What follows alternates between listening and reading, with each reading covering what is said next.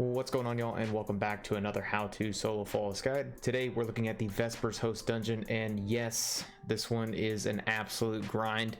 I believe it took me 90 minutes at the end of it. Now I'm assuming if you're watching this you haven't done this yet, but boy, it's a tough one. So buckle up, pay attention. We're going to be going through every trick, every tip, every build, every weapon we used to get through this solo flawless dungeon. And with our help, I believe that you can do it as well. So feel free to skip ahead in the video for time skips if you want. We're going to be tagging every encounter, but first we will be going over all the builds that we used, starting with the tried and true Thunder Crash Titan, specifically with Rally Barricade, High Lift, Thunderclap, Pulse Grenade, Storm's Keep, and Knockout. And for our fragments, we used the Spark of Shock, Spark of Feedback, Spark of Resistance, and Spark of Frequency. Now we used this build on the first and third encounter of the dungeon, and it worked like a charm. So for our armor, specifically for the first encounter, we are running Insurmountable Skullfort with Hands-On, Heavy Ammo Finder, Heavy-Handed, Void Loader, Concussive Dampener with 2 Arc Resist mods, Recuperation, 2 Solar Surges for your weapon, and for our mark we are running the Bomber, Powerful Attraction, and Reaper. For our weapons of choice, we selected Tenacious Mastery, Reckless Oracle, and the Parasite Grenade Launcher. Now the Parasite works really great in this dungeon because it gives a lot of burst damage. We use this on the first and second counter of this dungeon. It's great. It works fantastic. You get a lot of kills in between damage phases of enemies. So if you have this one, use it. It's fantastic. In the opening encounter, you need to identify and shoot 4 of the 5 panels correctly. It's not that hard. Grab the yellow buff, which would be the scanner. This will be consistent through every encounter of this dungeon. Grab the scanner. Check the panels on the side. There should be 1 on the left, 2 in the middle, 1 on the right, and then 1 on the exit door. Identify it correctly by running by it. You might hear an audible ping, or you can check your minimap. If it turns a solid white color, that's the one you need to shoot. If it goes off the minimap, that's the one you do not shoot. Once you identify and shoot the 4 correct panels, you can proceed on to the first encounter. Now, the first encounter uses this same type of shooting panel process, but you have to do it in 3 different rooms. That would be the brain, heart, and lung room. So you'll rally, you'll walk forward, you'll interact, a brig will come down from the sky, take out that brig. After a few waves of enemies, you're going to get the scanner buff to come down, pick up the scanner buff, and I would suggest running to the lung room first. That would be the front left. Run down the hall, kill the 2 mini bosses, proceed forward. I would suggest depositing your yellow buff first and then repick it up and then continue on, so that way your timer doesn't run out. I believe you have around 1 minute every time you pick up one of these buffs.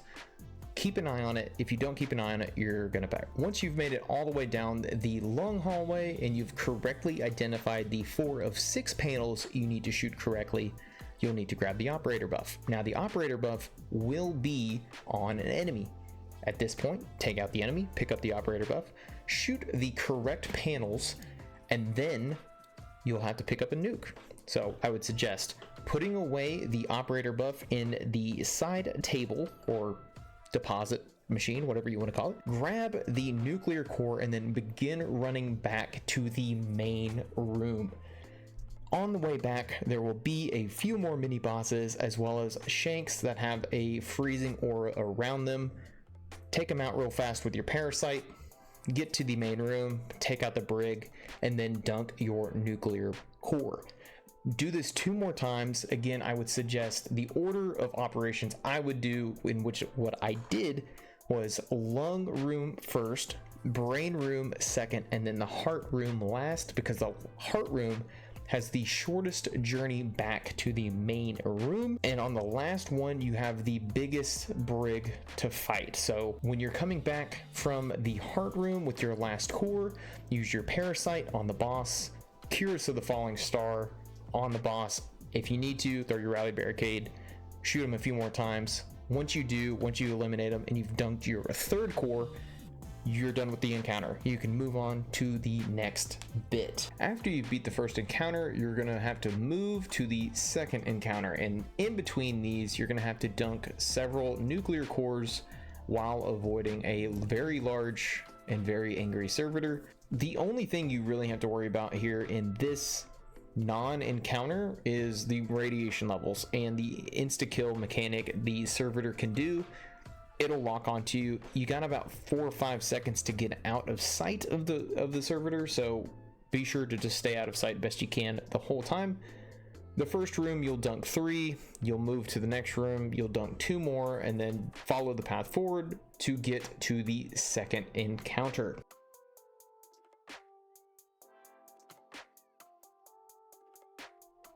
For the second encounter, we ran a Prismatic Titan, specifically with Glacial Quake, Thruster, but this is optional. You can use a Rally Barricade if you'd like, High Lift, Frenzied Blade, Glacier Grenade, Consecration, and Knockout. For our fragments, we have selected Facet of Protection, Solitude, Courage, Ruin, and Blessing. For our mods, we ran specifically Void Siphon, Hands-On, Impact Induction, Momentum Transfer, Heavy-Handed, Concussive Dampener with 2 solar resistances, Recuperation with 2 solar weapon surges. For our mark, we used Outreach, and Powerful Attraction. Now, for our exotic, we use the class item specifically with Spirit of the Inmost Light and Spirit of Star Eater. Now, I would say Star Eater is likely the more important one here, so if you have Spirit of the Star Eater, fantastic, use it. If you don't, that's okay. Use something else that you think would benefit you in this dungeon. Again, for our weapons, we have selected the Lost Signal Grenade Launcher, Reckless Oracle, and the Parasite Grenade Launcher.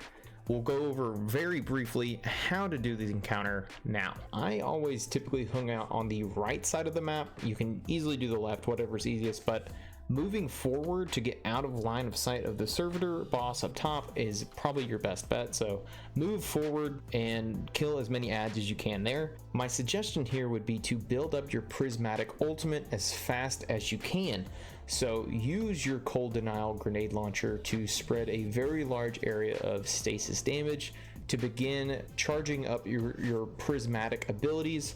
Once you've done the stasis, switch to your Void Auto Rifle and then begin killing everything in sight. Again, don't forget you have Consecration as well, so Consecration is a very good way to build up your prismatic abilities. Once you have it, keep it for just a moment. After you kill a few waves of enemies, a large mini boss will pop up. Throw your Glacial Grenade at the boss. Use your Parasite. This should be about 95% of the damage needed to take out this mini boss. Once you take out the mini boss, you'll be transported into a map full of, I freaking hate them, shanks. While you're being transported, I would say pop your prismatic ability to get a little extra damage resist.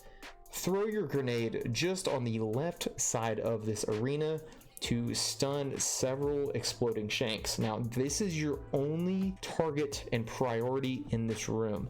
Take out all of the exploding shanks. I cannot say that enough. Once you take them all out, take out all the rest of the shanks, move forward. There will be one shank with a suppressor buff.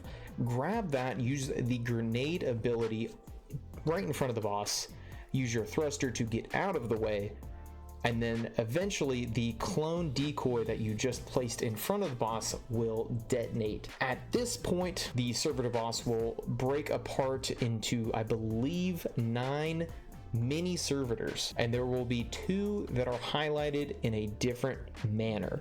So for instance, you could see 1 and 9, 2 and 5, 3 and 4. Keep track of these numbers. You'll need 4 to start damage phase. You'll only get 2 here. You'll have to go back to the main room, kill the adds, kill the mini boss, get retransported back, avoid all the shanks again, and then get your second 2 numbers. Once you have 4 numbers and you're back in the main room, again, before starting damage phase, I would suggest getting as much prismatic ability as possible. Grab the operator buff, shoot the 4 numbers you have identified from the mini servitors. Once you do that, deposit the operator buff. A new suppressor buff will then spawn right in the middle of the room. Take it, suppress the boss, and you guessed it, damage phase time. Use your parasite, use cold denial, use your ultimate, use your jolted grenade from your prismatic ability. Absolutely send as much damage out as you can. Once you do this, you'll have a few seconds of damage phase, and then it's over. The build that we have here will give you about 30% damage or more on the boss, so you'll probably have to repeat this process 3 to 4 times with the build that we have here. It used to be a lot easier, but Bungie nerfed us. Too bad, so sad. But once you do enough damage to the boss, it'll kind of go through a brief immunity phase, and then you'll have to kill the remaining servitors, and then you are done with this encounter. After you've completed the second encounter, you'll have another short traversal section that is likely more dangerous than the first one. So proceed forward, drop down. You'll have a minor jump you'll have to do. In front of you at this point will be a brig and 3 fallen snipers. You can either take these out from a distance, or you can get up and close, take them out. You can totally ignore the brig, it's not really that big of a deal, but you'll proceed right and then you'll keep jumping forward. Now at this point, you'll need to start being careful of the lightning coming down. You'll see this with the either yellow or orange glow on the ground. Do not step in this at any point. This is preparing you for the final encounter. You'll proceed forward, you'll go through a minefield, and then you'll have to defeat another mini boss in between the second and final encounter. Once you do that, you'll have another short little brief jumping puzzle. I think a good suggestion here, if you have it, use lion ramparts, use any sort of movement exotic to get you through this encounter, just so that way you can have a little bit extra forgiveness when you're jumping around the lightning bolts. And for the final encounter, this is the build that we used. Again, it's the Thunder Crash Titan. We are using the same fragments and aspects from the first encounter.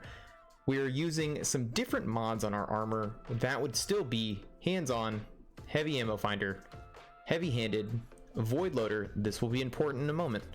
Concussive dampener with 2 arc resistance mods. For our boots, we are running 2 weapon surges. We're not running any scavenger perks. Recuperation, bomber, powerful attraction, and reaper. For our weapons, when we are plugging in all of our nuclear bombs, we are using Tenacious Mastery, Risk Runner, and Commemoration. Now you could easily use Hammerhead here. Whatever you have, that's fine. Void Machine Gun is going to be something you're looking for.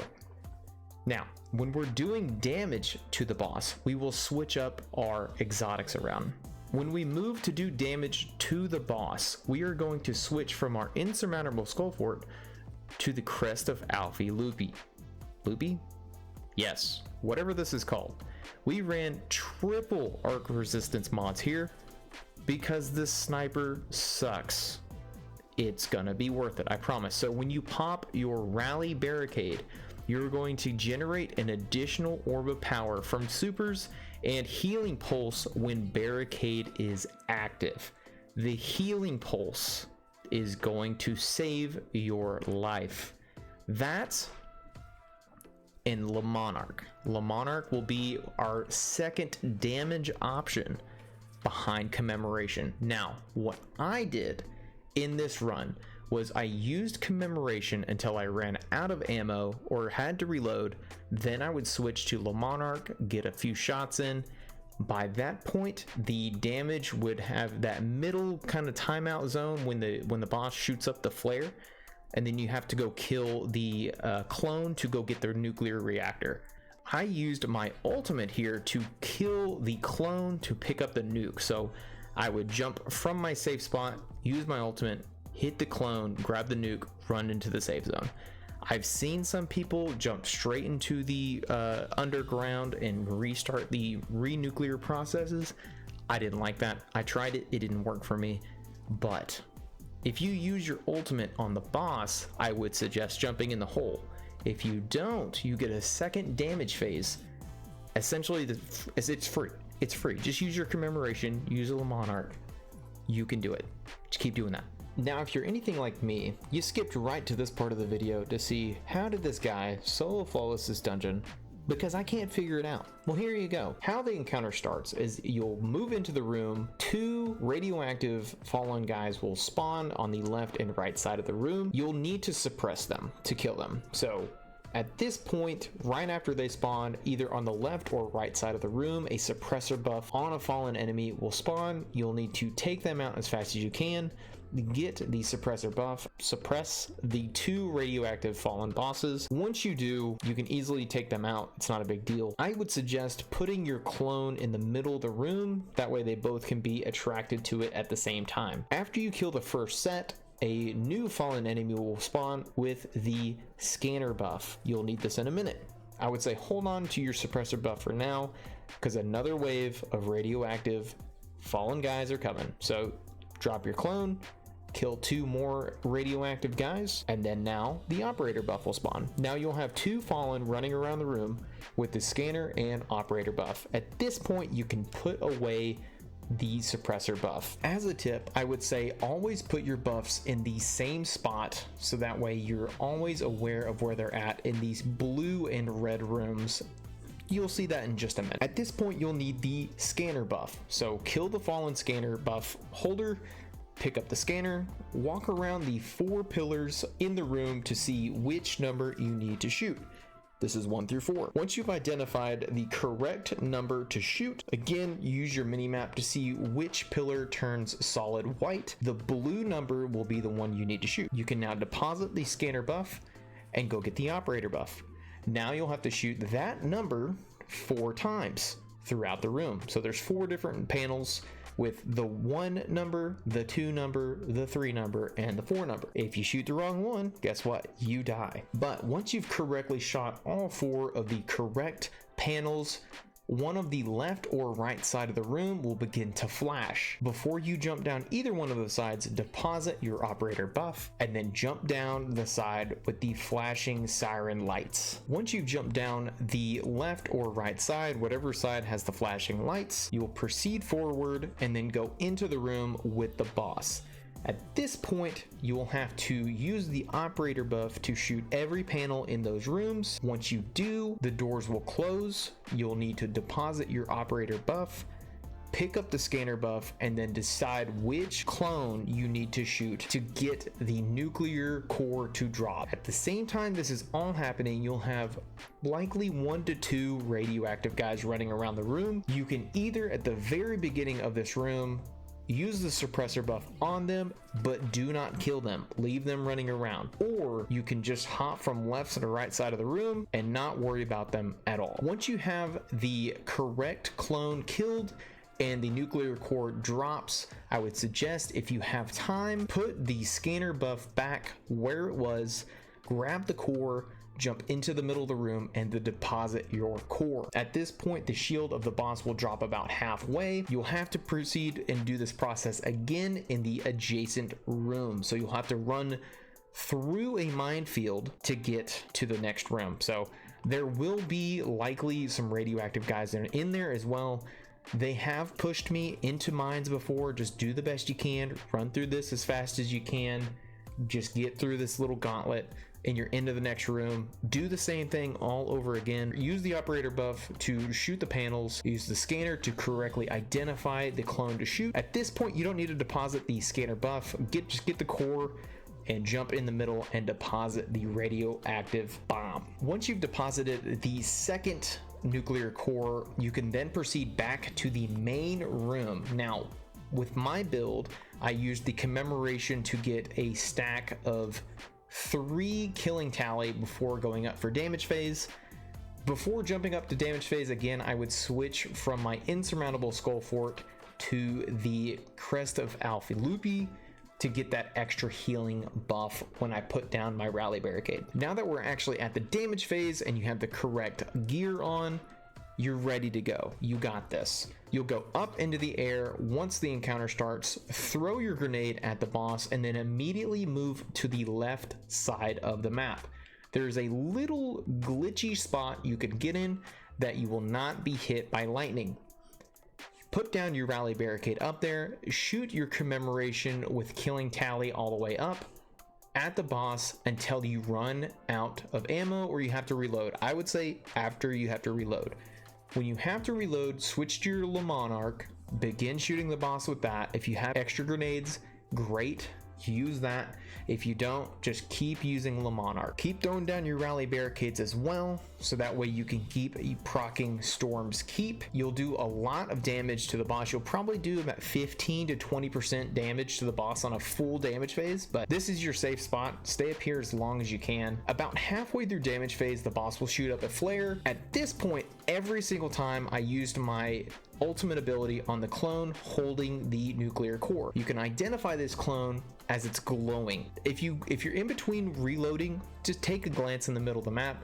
If you see the glowing guy, that's who you need to go for. Use your ultimate on him, fly over to it, grab the core as soon as he shoots the flare, and then proceed back to the left side of the room. There is another nuclear core deposit in there. At the same time, just be careful of the lightning coming down. You can't really do a whole lot of movement abilities here, so just be careful. Do the best you can. If you die here, I'm sorry. I can't really tell you where the lightning's going to be because it's a little unpredictable. But once you deposit the second core, this is a good chance to reload your commemoration machine gun and then proceed back up to the safe spot once the doors open back up. There occasionally can be a clone standing in front of you.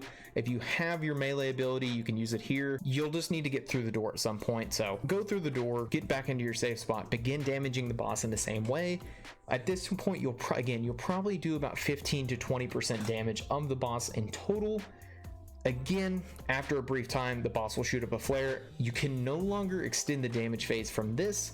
Jump back into your hidey hole to start this whole process over. Switch back to what we started with the encounter. So remove your Le Monarch, go back to Risk Runner, remove your Crest of Albilupi, go back to your Insurmountable Skull Fort, and you're back to the grind. Do this as many times as you need, and I guarantee you can do this. This took me a long time to do and to figure out, but once I figured it out, man, I was cooking. Now, if this guide has worked for you, or if you've done this before and you have any tips for any new people, please feel free to leave a comment below about what build you used and how you did it. If you've enjoyed this video, I want to say thanks for stopping by. Thanks for watching. Really appreciate all your viewership. And if you liked it so much and you want to subscribe, thank you. Appreciate that. If you want to come by and watch us on Twitch at any point, we're live Tuesdays, Thursdays, and Saturdays. Feel free to stop on by and say what's up or howdy, because we're cowboys and we like that. But that's all I got. So y'all take it easy. We'll see you next time. Peace and love.